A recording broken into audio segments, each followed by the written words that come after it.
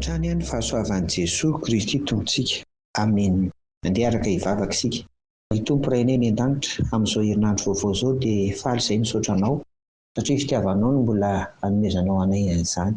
Afaka manomboka ny herinandro ity ary izay dia atomboka amin'ny anaranao izany toy Tompo ray eny an-danitra amin'ity andro anio ity mba ho anao rery ny dera ny saotra ny hatsara ny voninahitra ary hanapaka ty-apony kosa ny fiadanan'i Jesosy. Amen. Ry havana misaotra ny Tompo isika omaly fa afaka nandeha ny angona, afaka nankalaza sy nanome voninahitra n'Andriamanitra niaraka tamin'ireo mpino marobe tany am-piangonana. Inoana fa izay mifampizarana rehetra tany dia hitondra finoana fanoratena vaovao indray. Fiavozana kosa fanavozana indrindra satria aladin'ny réformation omaly ny fanitsim-pivavahana izany dia ny fanahy masina hiasa aty anatintsika tsary avy mba olom-baovao mandrakariva ao amin'ny Tompo isika ry havana. Ity herinandro ity izany no herinandro farany izay ahafahantsika indray mifampizara ny amin'ny telo hevitra mamory vokatra ho an'ny Tompo ity. Ary izay dia mino ry havana fa efa nisy fanapahan-kevitra niraisinao anatin'izany.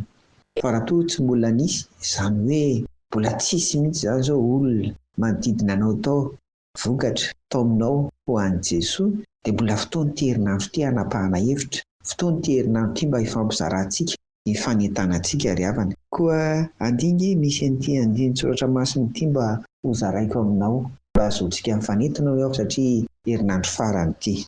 Tsy inona koa izany fa arak'izay hita ao amin'ny Exodosy 3:10. Andingy ry havana vakiana amin'ny anaran'i Jesosy izany. Koa avy ankehitriny ianao irahako ho any amin'ny Farao hitondra ny Israely oloko hivoaka avy any Egypta. Amen. Inona no nandresy lahatra anahy tamin'io teny io? Voalohany indrindra izany ilay tenin'Andriamanitra amin'ny Mosesy manao hoe koa avy ankehitriny ianao. Tena hoe ankehitriny. Ilay izany tsy hoe rapitso na hoe oka aloha izy fotoana fa tonga dia ilay hoe izao ankehitriny izao tsy mora fa andeha hanangona ny voaka an'Andriamanitra izany.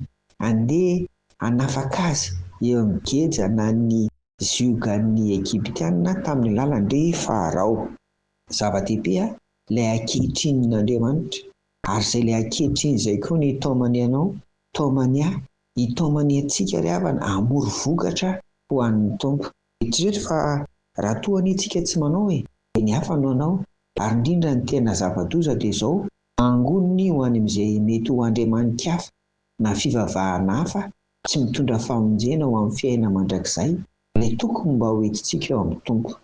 Izany ary no manentana antsika ry havana amin'ny herinandro ity aza mipetrapetraka aza atao mandalo fotsiny izany. Aza atao hoe ho an'ny mpitolon'ny filazan'ny tsara ihany izany fa ianao mpandray fanasan'ny Tompo mihitsy no asehan'ny Tompo mamory vokatra ho azy amin'izao ankehitriny izao. Koa dia mivavaha ary mahefabe fa isaorana ary ny Tompo mba mifidy anao, mifidy antsika hiara asa aminy hantanteraka an'izany asa masina izany. Mamory vokatra ho an'ny Tompo. Amen. Vavaka arsika. Misaotra anao hatrany izay Tompo fa tianao izay hanapa-kevitra ankehitriny. Rehefa avy nandre ny fanentahana teto nandritra ny herinandro vitsivitsy izay fa dia tokony mamory vokatra ho anao tokoa izahay. Koa ampio mba tsy handalo fotsiny izany Tompo fa tena ndraisana ny fanapa-kevitra ary hitondrany koa vokatra na dia olona iray ihany aza fao aminao Jesosy Kristy. Dia apetraka aminao ny fiainanay manontolo amin'ny anaran'i Jesosy arovy izay. Amen. Ho aminareo hatrany ny fiadanan'i Jesosy. Amen.